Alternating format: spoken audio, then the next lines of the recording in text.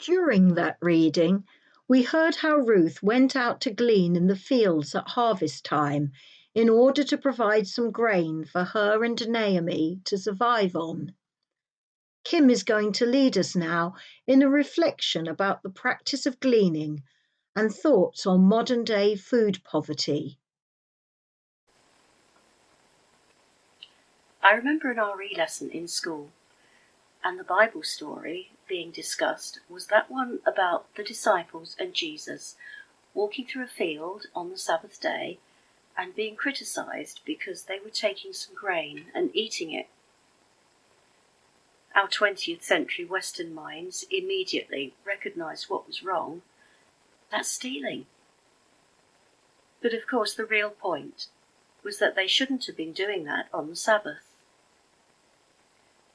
Deuteronomy 24:19 says, "When you're harvesting in your field and you overlook a sheaf, do not go back and get it.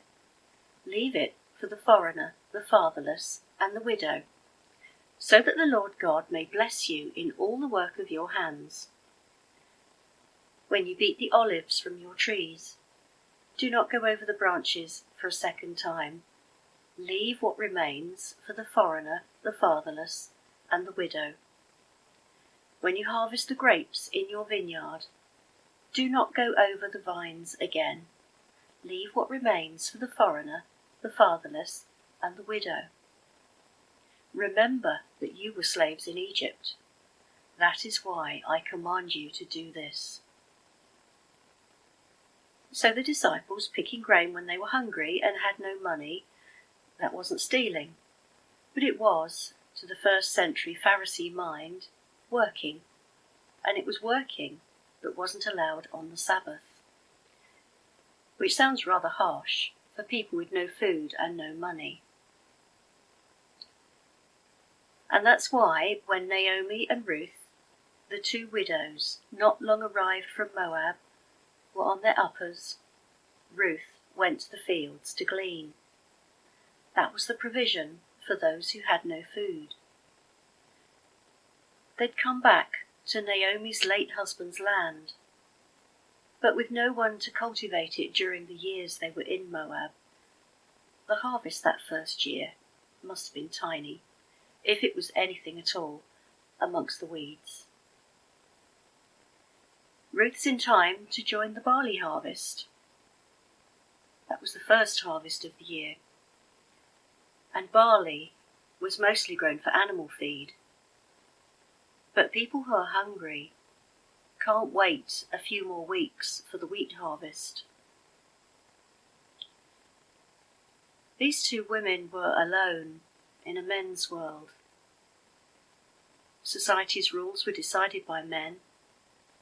Women were under male guardianship and male control all their lives. So they're a bit of an anachronism, two women on their own.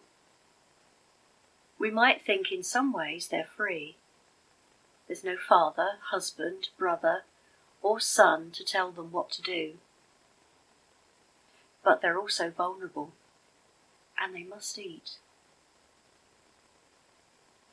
Charities like Christian Aid have long seen the need to address the issue of gender inequality.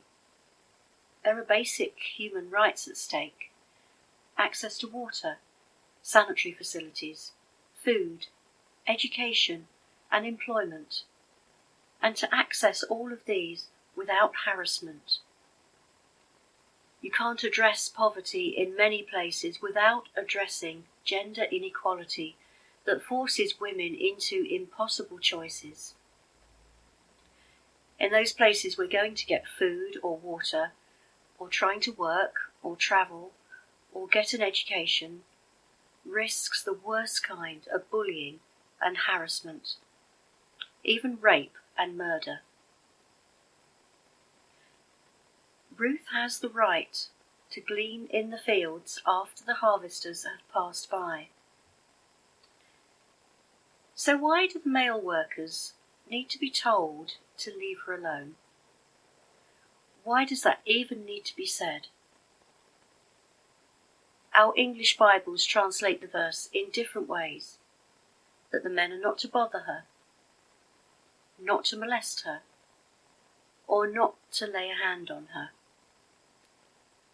And we realise the risks Ruth is taking just being there, just being female, and just needing food. How sad it is that women like Ruth are still with us, women with a need and a right to provide for themselves and their families, but vulnerable and anxious. Will someone try to stop them? Will someone attack them? Christian Aid, amongst its material, has stories about women being attacked when they go to get food or water, or even when they try to use a public latrine. But Ruth is, should we say, blessed or lucky? Because in this book of the Bible, needs are not met and problems are not resolved with prayer and miracles. They're resolved because people choose to do the right thing and treat other people decently, following the principles of the God of Abraham, Isaac, and Israel. But Ruth is lucky, or blessed, or something, because there's Boaz. Kim has chosen 3 words to encapsulate the lives of women like Ruth. Her words are vulnerability, risk, and courage. During the reading and in Kim's reflection, we have met a man called Boaz. Boaz was a relative of Naomi's deceased husband and can be traced through the lineage of Perez, which is recorded in the last chapter of Ruth. But what do we learn about Boaz in this chapter? Karen is going to share with us now.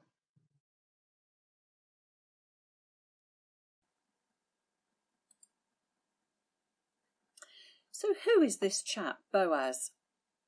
We're told that he was a man of great wealth. This is actually a phrase meaning that he possessed the finest qualities. The Hebrew here is a translation of 2 Hebrew words, gibor, meaning a mighty man of valour, conveying the concept of one who was capable, efficient, worthy in battle, exceptionally important, and powerful in a specific field. Common usage of this word denotes military activity, military service, one who is able to bear arms, or one who has distinguished himself by performing heroic deeds. The second word is chayil, meaning strength, again usually used of a warrior, but not always, as Ruth herself is attributed with this quality in Ruth chapter 3 verse 11. So we have Boaz in verse 4 entering the scene.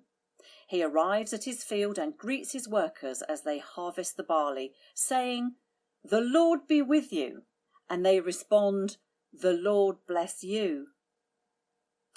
This story is set at the time of the Judges and before Israel had a king. This was a time when the national life of Israel was increasingly chaotic. There were spiritual and military struggles as they tried to settle into the promised land. There is conflict with the Canaanites who still inhabited part of the land. There is disobedience and unfaithfulness with the people of Israel who turned to idol worship. Yet, with all this going on in the background politically and spiritually, we see this man, this exceptional man and his team of workers, as believers in their covenantal God. Can you imagine your immediate boss coming into your workplace and giving you a blessing from God, like Boaz did to his team? This man valued his workers. One of the duties of the men was to fill up jars of water from the well to ensure that everyone was refreshed and well hydrated. He also provided a shelter for his workers to stop and rest a while. He provided lunch of bread dipped in wine vinegar and roasted grain, Now, maybe this doesn't sound too tempting to us today, but this was actually a firm favourite all over the land at that time. In fact, Boaz didn't have to provide anything at all for them. What we see here is chesed in action. Chesed is a Hebrew word meaning loving kindness, mercy, and is often applied to the nature of God in the Psalms. Like the word grace in English, chesed carries the connotation of generosity from the giver with no thought of anything in return. Boaz shows chesed to his workers simply because he values them and cares for their welfare. We also see how his workers view him from their response to his greeting to them. The Lord bless you. His chesed is accepted from them, and their genuine response is one of gratitude and wanting God to bless Boaz in return for the kindness he shows them. So, this field owner, this wealthy businessman, one with exceptional standing in the community, returns to see how his workers are doing with the harvest. When he spots someone he doesn't recognise. She's not one of his workers, but a gleaner. Ruth had asked permission of the foreman if she could glean in the field, and he had given her permission. We again see chesed in action, firstly permitted by the foreman and then endorsed by Boaz, who then instructed the women workers to deliberately drop some of the stalks from the bundles so that Ruth could collect more. Now back to Boaz.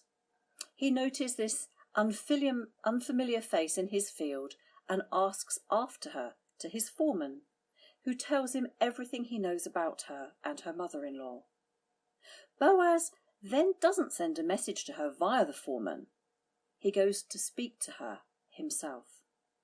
He offers her protection and lets her know that as long as she remains in his field, he will ensure her safety from men outside the field, and that he instructed his own men not to harm her. This certainly shows that all was not well in their society, as the women seemed to be vulnerable to sexual abuse from the men. However, Boaz took it upon himself to ensure Ruth's safety, and naturally his female paid workers would also enjoy this protection. Boaz also ordered his workers to let Ruth glean without giving her any verbal abuse. Boaz invited her to have lunch with his workers, again highly unusual, and the Hebrew construction of this sentence suggests that he served her himself. She ate until she was satisfied, and then took the rest home for Naomi to eat for her dinner that evening. This was extraordinary kindness, and extraordinary chesed on the part of Boaz. So, was Ruth extremely beautiful, and did Boaz fall in love with her? We're not told whether Ruth was beautiful, but after a day of gleaning in a field under the searing heat of the Israeli sun, could anyone look anything but unkempt? However, Boaz did recognise her qualities. These stood out: her love and devotion to her mother-in-law, even leaving her homeland, her kindred, and being prepared to be a foreigner in the land, turning from her native religion of idol worship to having faith in the God of Israel, her sheer determination to provide for her mother-in-law. The qualities of her own chesed did not go unnoticed to Boaz. Boaz offered Ruth work from the barley harvest at the end of March to the end of the wheat harvest at the beginning of July, so Ruth would have been gleaning for a good 3 months at least. Boaz and Ruth getting to know one another better.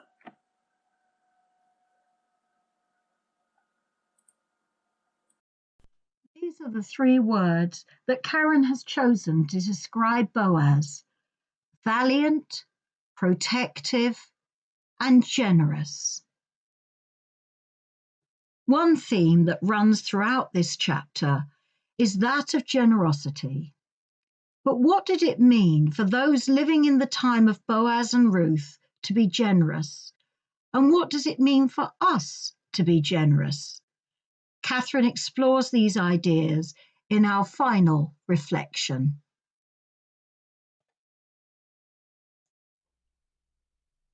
So let's think about generosity. We've heard from Kim about the concept of gleaming, of living on what's left behind. And she reminded us of the Old Testament laws so that the poor will be provided for. And we've heard how Boaz went beyond what was required in order to provide very generously for Ruth and Naomi. So 3 words to describe Boaz could be valiant, protective, and compassionate. And we've seen how he provided for Naomi and Ruth materially. He enabled them both to have the food that they needed, but he also gave Ruth food and water when she was working. He also offered Ruth protection, particularly from the male workers who would presumably see a young foreign woman as a legitimate target. Perhaps most significantly, he offered Ruth dignity. He was not really required to help a foreign woman to the extent that he did, but he chose to do so. And he didn't patronize or make her dependent on him. He provided what she needed, but she had to work for it. So we see in Boaz a fine example of kindness and generosity, which reflects the Hesed of God. And how about us? Kim has reminded us that women are still in danger because of gender inequality. We can think of the food poverty experience of people in our own community who are dependent on food banks,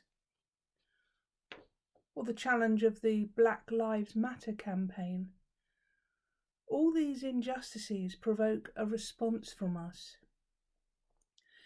And in our generosity, do we just do the equivalent of gleaning? Do we offer the bare minimum to salve our conscience? Or do we go beyond to give sacrificially and generously? And how do we offer protection? Do we care for the most vulnerable in our society? Are we prepared to speak out or step up to help them? And do we offer dignity? Do we show generosity to others in a way that isn't patronising, that doesn't make them dependent, but in a way that gives them dignity and worth? Of course, Ruth is very appreciative of Boaz's kindness. And this is expressed when she says in verse 13, "May I continue to find favour in your eyes, my Lord." She's not imploring him to be kind. She's saying how glad she is that he is kind. So 3 words to describe Ruth in this chapter could be hardworking, brave, and appreciative. We don't see much of Naomi this week, but Naomi recognises that Boaz has shown special favour to Ruth, and this causes her to break out in praise to God. Her faith in God has been restored by the kindness of Boaz. She says he has not stopped showing his kindness. And when she realises that Boaz is their relative, well, then she can clearly see the hand of God at work.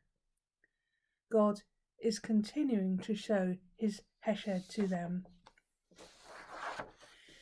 You've probably come across the lovely book, The Boy, the Mole, the Fox and the Horse by Charlie Mackay. It's a book recalling the lovely, gentle conversations between the boy and these 3 animals. Towards the beginning of the book, the mole asks, "What do you want to be when you grow up?" "Kind," says the boy. "And what do you think success is?" asked the boy. "To love," said the mole. Boaz's behaviour reminds us of the love, the kindness, and the generosity of God, and how he asks us as his people who have responded to his love to be kind and generous to others. Boaz's generosity has another benefit too, and we'll begin to explore that next week. Catherine chose 3 words to describe Ruth as we have discovered more of Ruth's character in chapter 2. Her words are hard-working, brave, and appreciative. I wonder what words you would have chosen for each of our reflections today.